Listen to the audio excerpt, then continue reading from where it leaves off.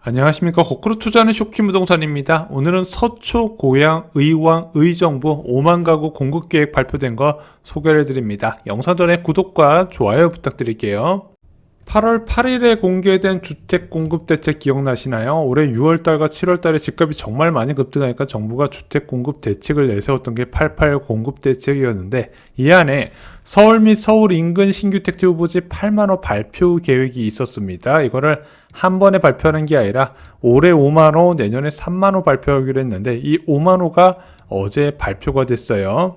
총 4개 공공택지가 지정이 됐습니다. 첫 번째, 고양 대공 역세권지구 60만 평 규모로 9,400호가 지정됐고요. 의정부 용현지구 24만 평 규모로 7,000호, 의왕 오전 완곡지구가 57만 평 규모로 1만 4,000호, 마지막으로 가장 많은 관심을 받았던 서울 서리풀지구가 67만 평 규모의 2만 호로 지정이 됐다는 거죠. 먼저 서울 서리풀지구부터 살펴보겠습니다. 2만 호 규모니까 굉장히 크죠. 자, 이명박 정부 때 서울 서초지구하고 내곡지구 지정했던 거 아시죠? 그래서 지금 여의도 입주 2년, 10년 차 돼가지 않나요? 그렇게 연식이 돼가는데 그 주변으로 이제 자투리 토지를 활용해서 2만 호를 채우겠다고 합니다. 그래서 서울 서초지구 위쪽으로 약간, 그리고 대부분은 내곡지구 주변, 청계산 입구역 주변으로 해서 조성이 됩니다. 자, 서울에서 그린벨트가 해제되고 공공택지가 지정된 거 12년 만이에요. 강남권 보금자리의 재현인가 이런 생각이 들죠. 아시다시피 이명박 정부의 보금자리 주택 사업은 당시로서 굉장히 파격적이었습니다.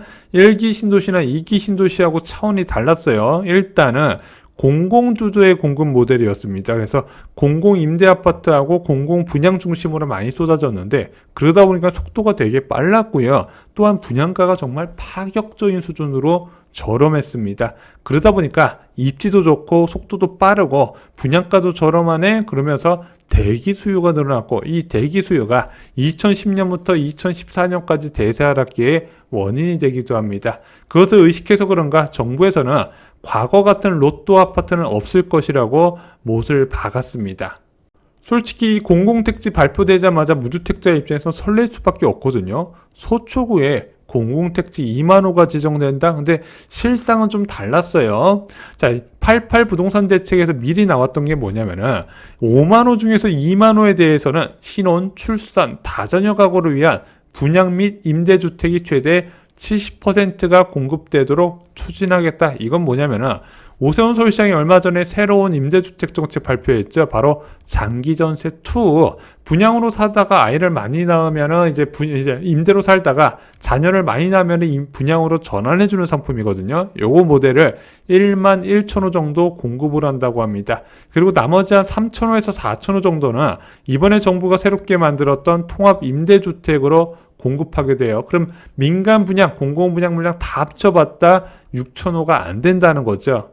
왜 12년 동안 서울에 공공택지가 없었냐? 박원순 서울시장이나 오세훈 서울시장이나 모두 다 이 공공택지 지정을 굉장히 반대를 했다가 오세훈 서울시장이 느낀 거예요. 야, 이거 공공택지가 없다 보니까 자꾸 서울에서 인구가 빠져나가는 것을 막을 방법도 없네. 저출산 대책이 주택 공급 정책, 특히 아파트 공급 정책 없이는 이제 큰 효과를 발휘하기 어려웠거든요. 그래서 필요성을 느끼고, 야, 그러면 정부에서 공공택지를 지정한다고 할 때 서울에 지정해 주는 것을 오케이 해주고, 그 안에 우리가 추진하는 주거정책을 이제 집어넣자 해가지고 합의가 나온 것으로 보여집니다. 보금자리 주택 때도 그랬어요.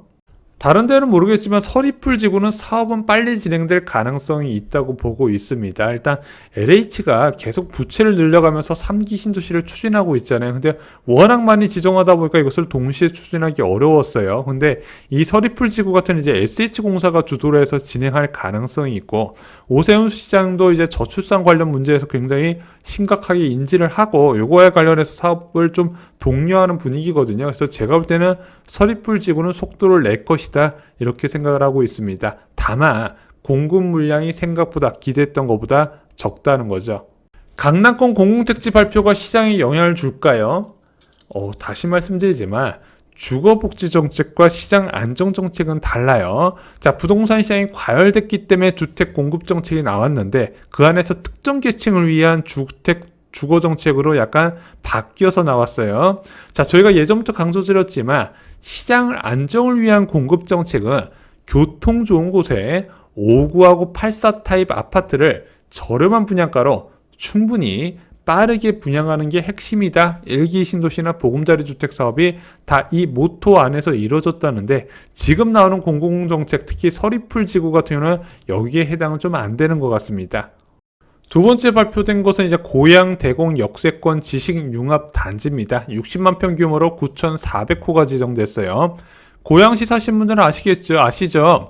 자, 여기는 알짜 중에 알짜라는데, 왜냐면 현재 대공역이 트리플 역세권이에요. 3호선, 경의중앙선, 서해선에, 여기에 GTX A 노선 대공역에 교외선까지 들어가지 않습니까? 그래서 5개 노선이 지나가는 곳이다. 그래서 여기는 아마 개발만 되면 고양시 대장 찍을 곳이라는 걸 다 알고 계실 겁니다. 문제는 이 알짜 택지가 그동안 허허벌판으로 거의 방치되다시피 했어요.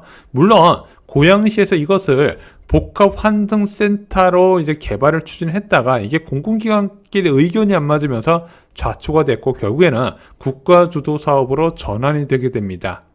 세 번째는 의왕시에 위치한 오전 왕곡지구입니다. 의왕 IC에 의왕 고천지구라고 있는데 그 아래쪽으로서 지구가 지정이 됐어요. 총 57만 평 1만 4천호 규모입니다. 자, 여기는 이제 주변에 뭐 지하철이 있다고 보기는 좀 어려워요. 의왕시청역이라고 동인선이 들어오긴 하는데 의왕 오전 왕곡지구하고는 좀 거리가 있어 보입니다. 선호도가 그렇게 높을 것 같지는 않다는 게 제 생각입니다. 네 번째, 의정부 용현지구입니다. 24만 평 규모의 7천호 규모로 아파트가 들어가요. 자, 여기는 뭐 여러분 남자분들은 다 아실 거예요. 306 보충대가 있던 곳입니다. 이 306 보충대는 2014년을 끝으로 더 이상 사용이 안 되고 있었죠. 인근에 이제 반공대대도 있었는데 이것까지 합쳐가지고 주택 공급 계획에 나왔습니다. 자, 교통은요, 이제 의정부 경전철 탑성역에서 좀 거리가 많이 있어요. 그래서 비역세권으로 분류가 됩니다. 그래서 선호도가 그렇게 높지는 않을 것 같아요. 윤석열 정부 공공택지 얼마나 지정했나 다시 한번 정리를 드려보겠습니다. 2022년 11월에 4만 6천호 규모의 김포 한강 2 신도시를 지정했고요. 이제 2023년 6월에는 3만 3천호 규모의 평택 지제의 역세권 공공주택지구를 지정을 했습니다.